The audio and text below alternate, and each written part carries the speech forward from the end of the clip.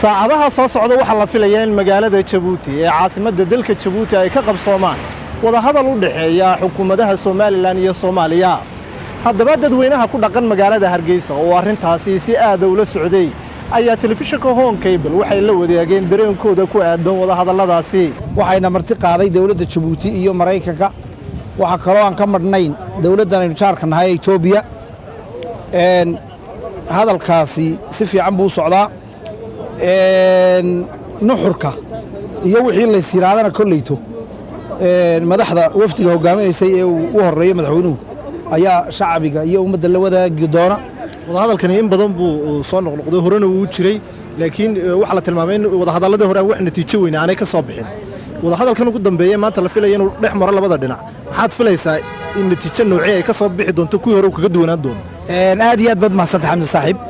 adiga iyo Home Cable TV baad ku mahadsantihiin. wuxuu kaga duwan yahay walaalo barigii hore waad ogeydo inta badan dalalka reer galbeedka iyo danay fara badan baa ku jiri jirtay. iminka waxaad moodaa inay inaga dhab tahay iyagana ay ka dhab tahay sidii loo kala guran lahaa iyo laba dawladood oo walaala oo jaar aynu noqon lahayn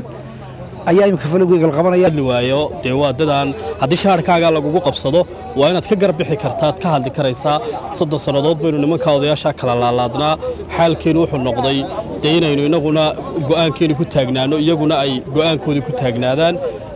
awal wada hadalladu may ahayn dhexdhexaadin bay ahayd iminka waa awal negotiation bay ahayd laakiin hadda waji kale u gudbeen. anugu run ahaantii waan soo dhaweynayaa in la wada hadlo inkastoo aad mooddo arrimaha diblomaasiyadda marka dhinaca laga eego in wafdiyada labada dhinac ka kala socda ay kala tilmaamayaan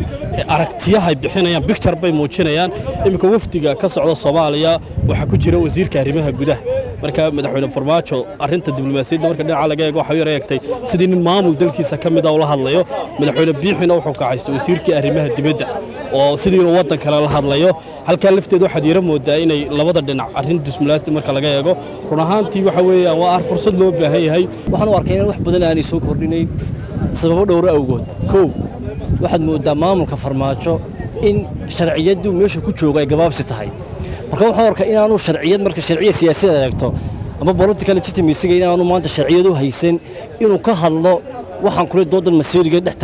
taala koonfur iyo waqooyi ama jamhuuriyadda Soomaaliland iyo Soomaaliya. talabaad ninka koonfur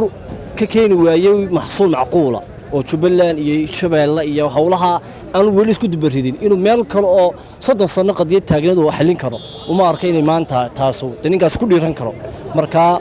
waxaan u arkaa waxaan kula talinayaa jamhuuriyadda Soomaaliland inay ka noqdaan wada hadallada Farmaajo la furayo kuwa dambe iman doona macquul kuwaas waa qaar wala hadli karo laakiin kan maanta taagan uma arkin inuu munaasib ku yahay maadaama culays xoog la saaray oo madax aan hore uga soo qayb gali jiray ka soo qayb gashay madaxweynaha ra'iisul wasaaraha Itoobiya uu ka mid yahay dalal kale oo caalamka la sheegayo oo culayska inta la jiro miyaan loo oran karin waxba isbedeli karo oo natiijadii hore ka duwan baa la fili karaa. taas marba imanaysa waa marka qofku uu hayo sharciyadiisa dhameystirantay. iminka ninkan wuxuu galiyaa loo doorasho 8 bilood meelaha soo dhiman marka hadduu iminka la oran lahaa soo noqdo oo marka dib arinta loo furo oo arinta laga wada xaajoodo maangal bay ahaan lay laakiin iminka isagii baan agad bahalkii cagaadi ku taagnay marka uma arkay inay macquul taas noqonayso. waxaan ku bilaabaya sidoo ka warhayna saacadaha soo socda magaalada Jabuuti waxa ka dhacaya wada hadallo u dhaxeeya Soomaaliland iyo Soomaaliya laba wafdiyo labada dhinac kala metelaya halka jooga wada hadalladaasi maxaad ka filaysaa inay ka soo baxaan? walaal magacayga Liban Ismaan Ismaaciil baa la yiraahdaa. wada hadalkana wax kasta oo la isku haysto haddaan wada hadal lagu dhamaysan dee colaad iyo dhib uma taagayno kala baxa dee awoodna maanta iyo dagaal maanta ma taagna laakiin wada hadal ayay wax kastaba ku hagaagaan marka wada hadalkaasi inuu mid maanta mid dhal noqdo oo laga guul gaaro ayaan filan. run ahaantii waxa weeye muxuu ahaayay waan la soconaa xaaladaha markaanu kaleeyo marka horeba waan ka soo horjeeday Soomaaliya in lala hadlo Soomaaliland runtii muxuu ahaayay masiirkeedii iyo aqoonsigeedii iyo indhihii beesha caalamka ay soo jiidatay mar walba dhaawac buu wada hadalkaas ku keenaa. markasta Soomaaliland wada hadal lagu furaba waxa weeye muxuu ahaayay wax yiraahdaan qoladan koonfurta Soomaaliya war dawladihii iyo dadkiina daneynay maalgashiga daneynaya dawladihii waxay ku yiraahdaan muxuu ahaayay wada hadal baa noo socda arrimaha ka bax anaga dalka naga tirsayn. horta waa hadalladan aad bay bateen labada shacab Soomaaliya iyo Soomaaliland way ka daaleen laakiin waa hadalkan imika la filay maanta ka bilaabo Jabuuti ku hore ku duway haddana ay xagga Soomaaliland maanta waxa weeyaan waa markii koowaad adraafta ay u dhantahay Soomaaliland oo haddii la eego wasiirada ku jira waxa weeyaan Boorama iyo Buuhoodle wuxuu jiraan labaduba iyo dabeesha dhaxway way joogtaa Soomaaliya haddii la eegana markii koowaad laga reebo xubno ka mid ah waqooyiga marka waxay sameyn jireen kuwa Soomaaliya wax ku diri jireen xubno ka mid ah Soomaaliland ku diri jireen marka wallahi faaluhu waxa weeyaan waa niyad fiican barasheenna maanta waxa weeye inaanay muhiim ahayn maanta in la wada hadlo inkastoo wada hadalku waajib yahay mar walba mid ina daaweyn ay tahay in la wada hadlo oo waxa weeye labada qadiyadood wixii la kala tirsanayo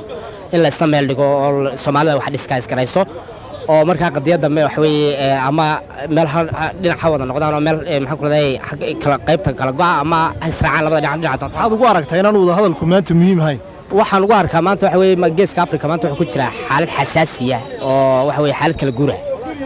وين أقوله ما أنت جبوت قرار سياق الصعود ما أنت مقالة اللي هو مرتجلسي إن ما أنت وحوي كان عدا ولا هذا الصومالي يسومالنا مركب حوي ما يدي بعد ما تجبوتوا بهم بين الجرجارو جرجارو بهن أو بهن وحوي إن قلّا سالك تشوتشيو إن مركزات كل دتشيو إن مركز إنستيوش كي دستور كي يقرأ محن كلا يقرأ دمبين تدبلوا السعليو أيضا ما أنت جبوتوا بهن لكن كلا وحوي ده دولة فضل الصومالية محن كلا فرماجة يجعل خيره ده مدير بابا واحد دمبا وستيد بلوط أياه وحوي واحد دمبا مركا واحد كوي كيد بان فليا إن قبصانتو إن سندوي هرت تجي ستيد طبعا كمان سجالة طبعا كيو الله رنكرو جيس كأفريقيا مركا وكيرد الجنة إن حارة ما تيجي كشتو معقولة حمسة جيلة on cable TV هرجيسة shirkadda Dahabshiil waxay macaamiisheeda meel kastoo idaafaha caalamka ay ka joogaan ugu bushaarinaysaa in iyaga oo jooga guryahooda ama base goobahooda shaqo ay heladooda iyo asxaabtooda lacagaha ugu diri karaan si fudud adiga oo isticmaalaya abka Talk Remit sidoo kale waxaa lacagaha lagu soo diro ku heli kartaa adeega e-Dahab